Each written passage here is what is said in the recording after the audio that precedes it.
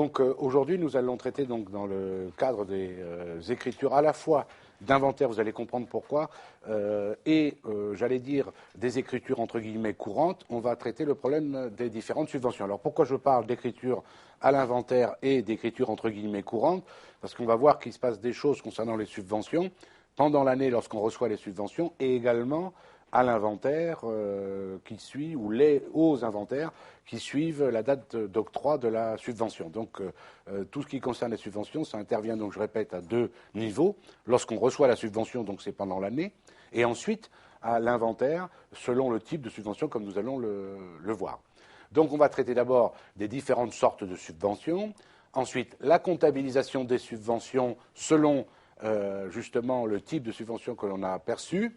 Ensuite, une synthèse des écritures liées à une cession d'IMO amortissable.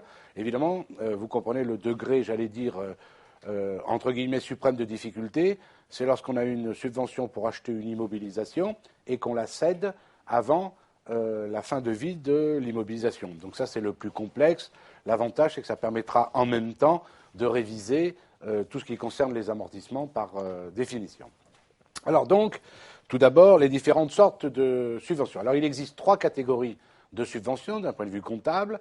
Les subventions d'exploitation, les subventions dites d'équilibre et les subventions d'investissement. Alors, vous voyez, c'est trois types de subventions.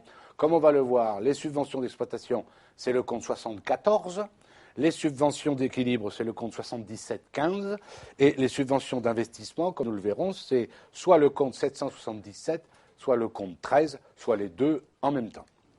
Les plus complexes étant évidemment les subventions d'investissement, comme vous allez le voir. Donc tout d'abord les subventions d'exploitation, compte 74.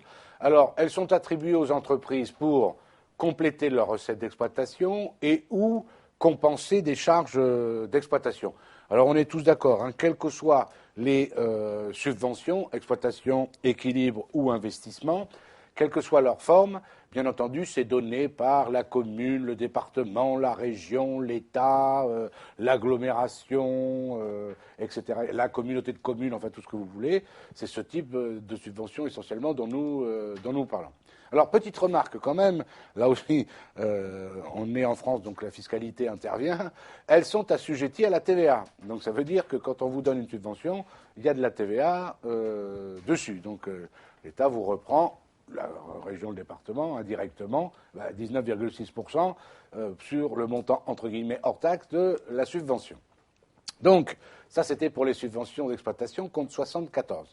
Les subventions d'équilibre comptent 77,15. Donc, vous voyez déjà, ces subventions d'équilibre, c'est le compte 77,15, donc, ce sont des produits exceptionnels. D'accord ? Donc, ce sont des subventions dont bénéficient les entreprises pour compenser une partie ou la totalité d'une perte globale qu'elles auraient constatée si ces subventions ne leur avaient pas été accordées. Là aussi, elles sont assujetties à la TVA. Bon, on va faire simple, hein, les deux premiers types de subventions, par exemple, les chantiers navals en France, s'il n'y avait pas ce type de subvention, ça fait longtemps qu'à Saint-Nazaire et à Toulon ou à La Ciotat, que ça aurait été fermé. Vous voyez, c'est pour aider souvent certains secteurs d'entreprise pour maintenir des emplois sur place. Donc vous voyez, ces deux types de subventions, pas de souci majeur, vous allez voir, à la fois des écritures, tout ça, il n'y a aucun problème. Là où ça devient plus complexe, ça va être pour les subventions d'investissement.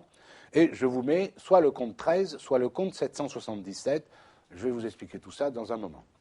Alors, à l'intérieur des subventions d'investissement, il y en a deux sortes. Ceci dit, le traitement comptable et fiscal est le même pour les deux, hein, pour faire simple.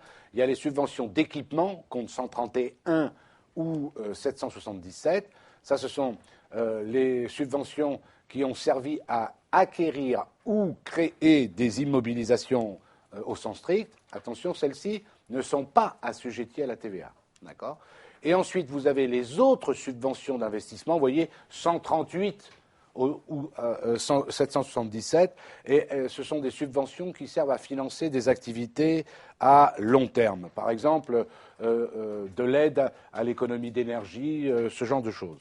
Là non plus, elles ne sont pas assujetties à la TVA. Donc on est d'accord, subventions d'investissement, c'est soit des subventions d'équipement, soit ce qu'on appelle les autres subventions d'investissement.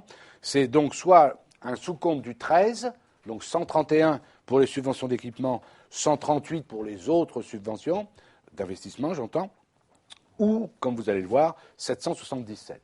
OK, on a défini les 3 grands types de subventions. Maintenant, évidemment, la comptabilisation des subventions.